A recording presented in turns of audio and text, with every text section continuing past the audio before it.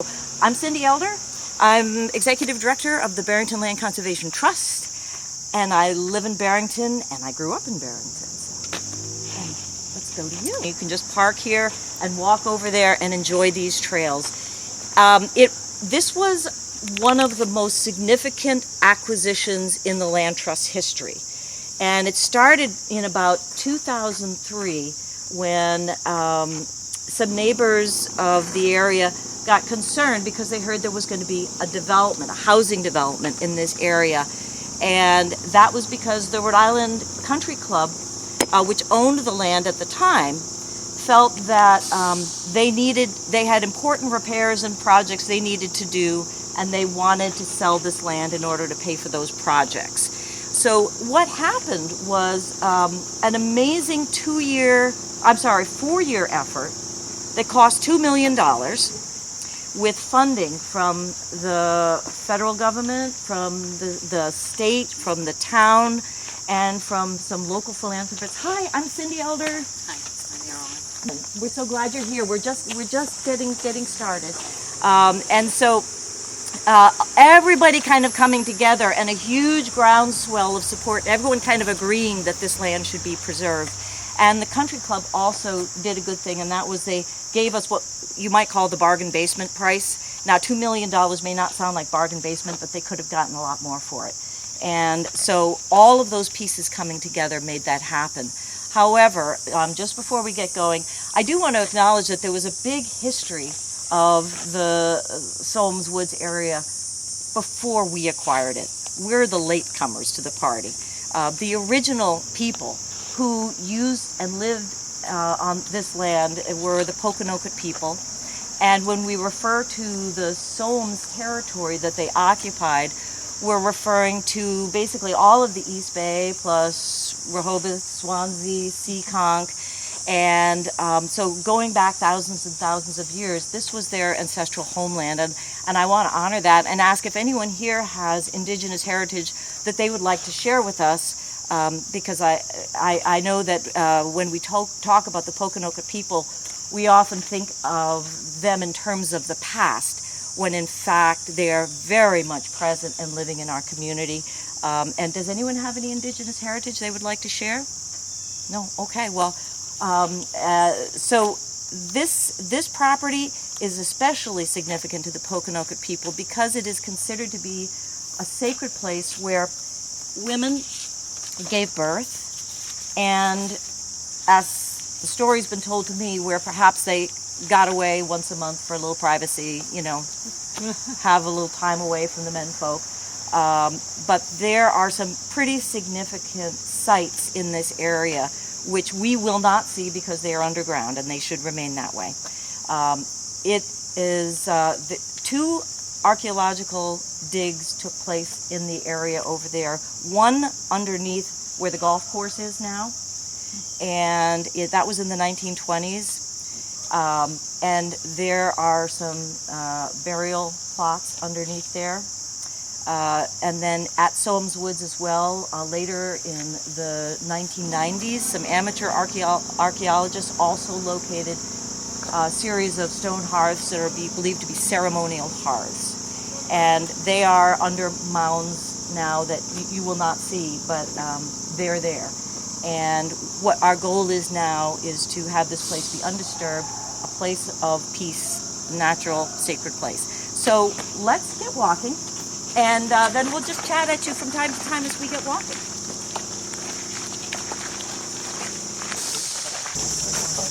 We're walking by Echo Lake here, and there's beautiful bird life here. It's worth just sort of poking in at some of these places and taking a Right. I brought binoculars in case anybody wants to get a better look at the birds. I will tell you that every time I say this beautiful bird life, there is never a bird. But it's just so you know, because keeping in mind that you can come back here anytime, there are all these little places you can duck in, and The Purple Trail in Sowams is a great place to look at osprey in the spring and birds in the fall. Yeah. and it's up on a ridge and it overlooks Echo Lake. I've seen it, like amazing. This part of the property is actually town land. So this is the old South Lake Road. Anyone remember what this road was known for back when it was, like, gonna say, so I remember because I was here in the 60s and 70s. I would say drinking and parking. Yes, exactly. It was where people came to go necking. Yes.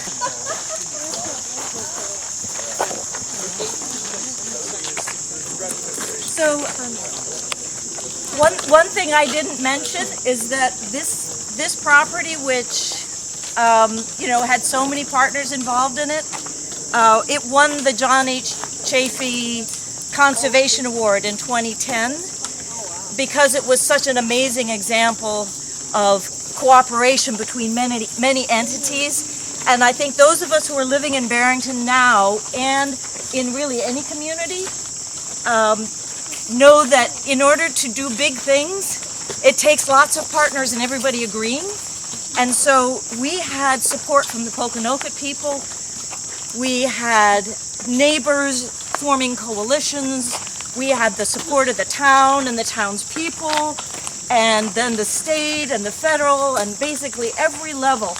And so if you're looking at some of the big things that your town's hoping to do these days, that is kind of the secret sauce, is many partners on many levels working together, sort of, everybody rowing in the same direction.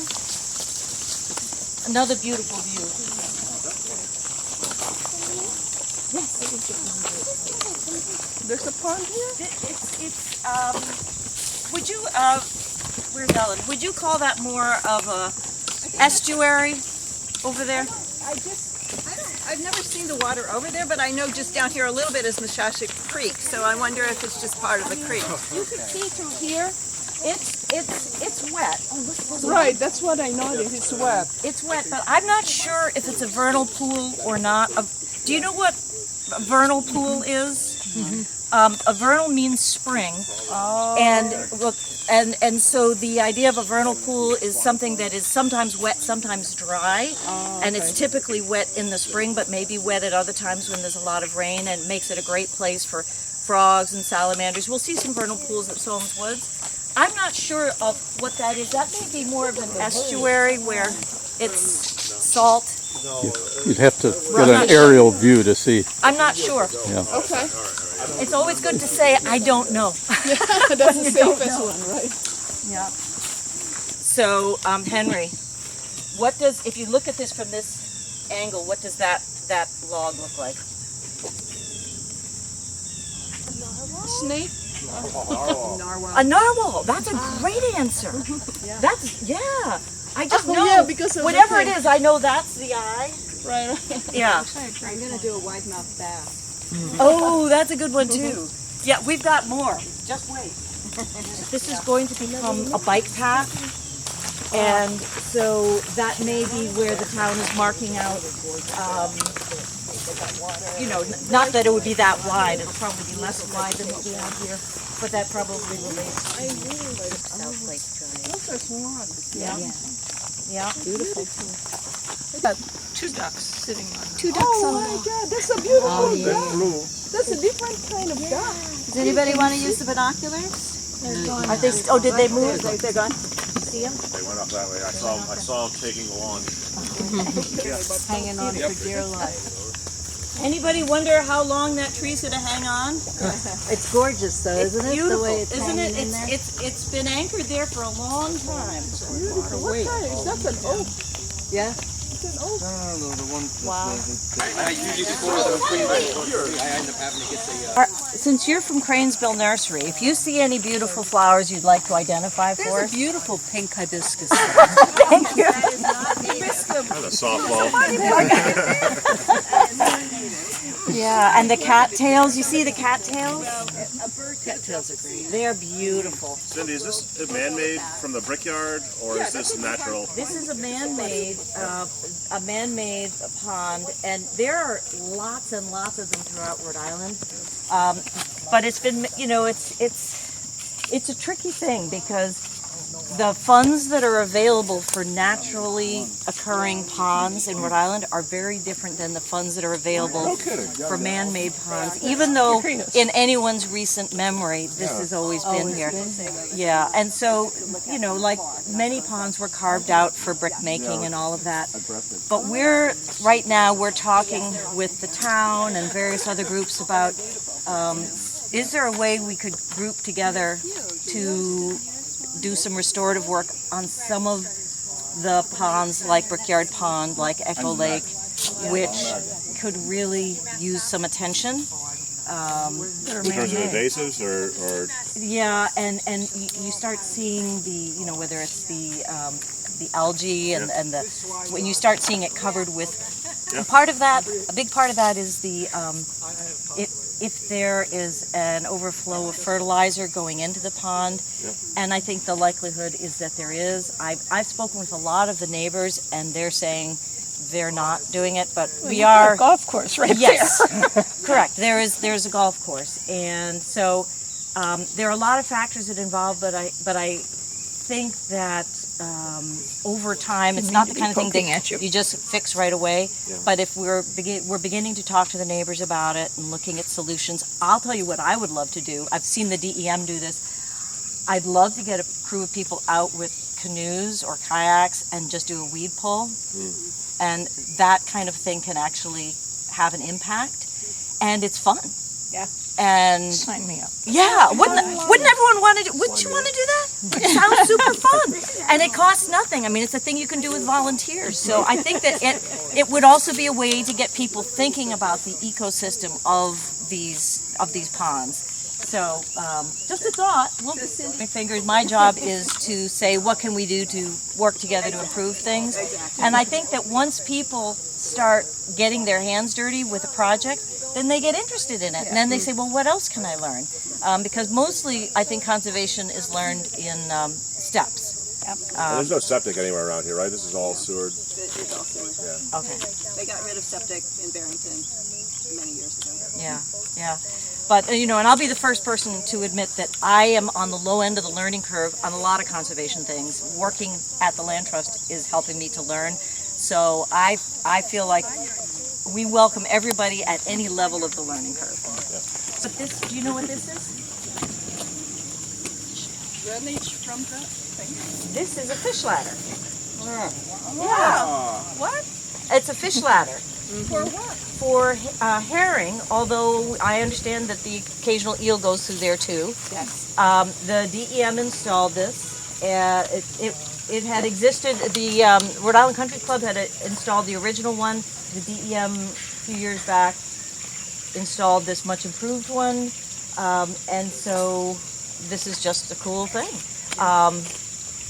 Anything you want to mention about the... So the Mashashik Creek is over here, and that's where the herring come from, and run here, and it goes out to sea eventually. That creek goes out to sea. Right. Yeah. So if you come here in April, you can see a run? I have never ever seen the run. I have looked multiple times. It's because they're all talking to each other and saying, Ellen's coming. Wait. I have looked though. I have really looked. Yeah. I think you have to hit it just right. Yeah. And a little interesting thing is that the eels that Cindy mentioned are very valuable in Asian countries. Right. And so people were stealing the eels out of the herring run, and that's why this is, you know, looks like a prison cell. Yeah. To protect the eels. Yeah. What is prison cell? Right. Yeah. But isn't it like the eel, like they use it to determine how polluted things are because of the electrical, that's how they determine how deep it is or how polluted it is. That's what I know. Interesting. The eels are used. See, my point has been proven once again. Usually the people on the walks know more than we do. So this is great. All right, let's keep going. Believe it or not, we're not even at the entrance yet. And we're about to get into the woods. Touch me nuts? Touch me nuts. They curl up and then it, I thought it was snapdragon, but is it jewelweed? Touch me nuts. Snapdragon is another name for it? Or Yeah. touch me not? Yeah, touch me not. Because then there's a little seed pod, they explode. Yeah, so if they're big enough, and then you like pinch it, Okay.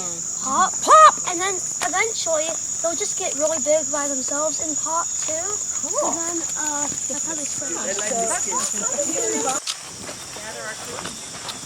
All right, have we lost anybody? Do we end up making a big circle or do we come back? We're gonna loop around. I'll show you. Sorry, we're scheduled to get the meeting. So we are coming in here. We're gonna go around here, around there, and out here. So this is the official entrance to Sowams Woods. And one thing to be aware of on this path, as well as at Johannes Farm Wildlife Preserve, the blaze is on the trails which need to be repainted, and we're just waiting for the heat to kind of die down a little bit before we repaint them. But they are painted in the colors of the Poconoket shield, and that is in honor to the people who once lived here. This first trail we're going down, where we're entering. Yeah. And just one thing to be aware of as we go through this area, we're going to be, you know, that if we're a little bit quiet, we may see some birds or whatever, but so we can all chat, but sometimes if we chat low, we might see some more things. So let's carry on. Everybody doing well?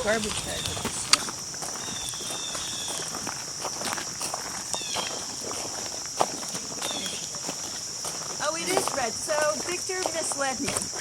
That's okay. The trail marker. Yeah, no, it's definitely the dense trail. Let's gather up, everybody. One thing that I love to do when I'm in this woods is to look up. I have to hold something if I'm looking up so I don't fall over. And remind myself that I'm in Barrington, because when you're here, well, tell me what you're hearing. Birds. Birds. What else do you hear? Crickets. What else? Cars, yeah. One thing we're not hearing, which is like rare, we're not hearing leaf blowers. Because leaf blowers can be heard at almost every part of town. But one thing I love about being here, and you can definitely hear leaf blowers here a lot of times, but there are times when you can be in here and you can kind of forget that you're in suburbia. And you get to have the experience of woods. So these trails that you're walking on are all maintained by Ellen and by other volunteers and by students. We have a student stewardship team that just got started this year for students age 14 plus. And we also get help from the Boy Scouts. This bridge was built by the Boy Scouts. And we have bridges and boardwalks and kiosks all over our properties built by the Boy Scouts. So this is definitely a group effort. And so we're just going to walk up and we're going to be going by a vernal pool. And we already talked about what vernal pools are. And Sowams Woods has a couple of really nice ones. And when you think about what would have happened if this area had been developed into houses, there would be a lot of frogs and salamanders that would not be living right now. So let's go.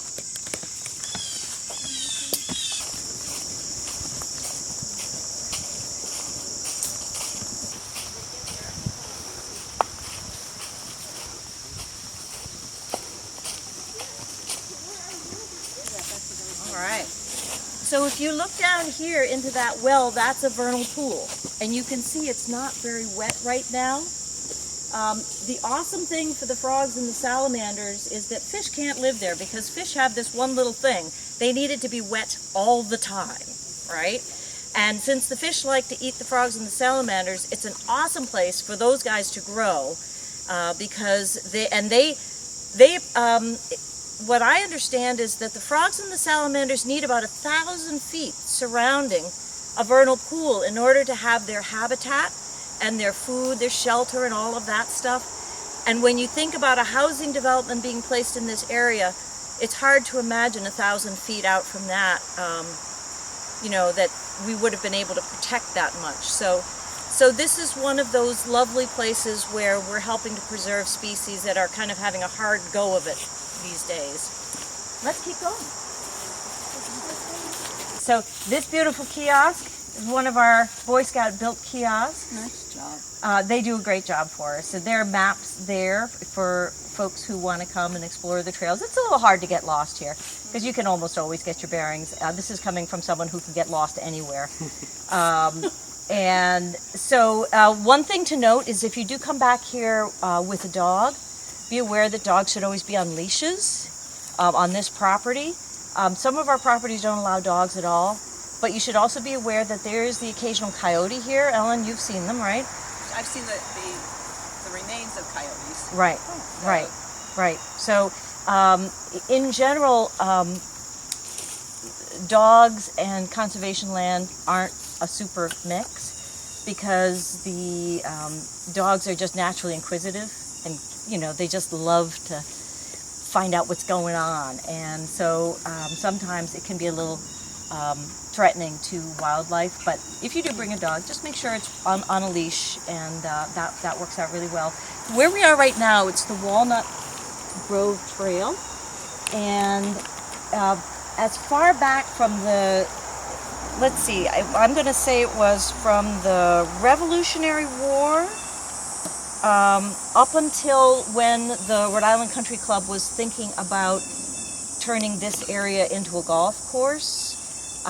There was a walnut grove here, and the country club thought, okay, let's work, you know, they took down the walnut trees because they thought they might turn this into a golf course, and then they decided not to, and they replanted it. This was, you know, back in like the 1920s, I'm going to say, and they replanted it with red pines. But has anyone ever had a walnut tree in their yard? Yeah. Have you ever looked underneath the walnut tree? Yeah. What do you see? Nothing else. Devastation. Yeah. They release. They're like a very clever tree because they release a naturally occurring chemical that basically kills everything underneath it. And so, unfortunately, when they planted the red pines, the walnuts left behind this little surprise for them. And all the, not all, but most of the red pines died and toppled over. And in their place, white pines grew up naturally.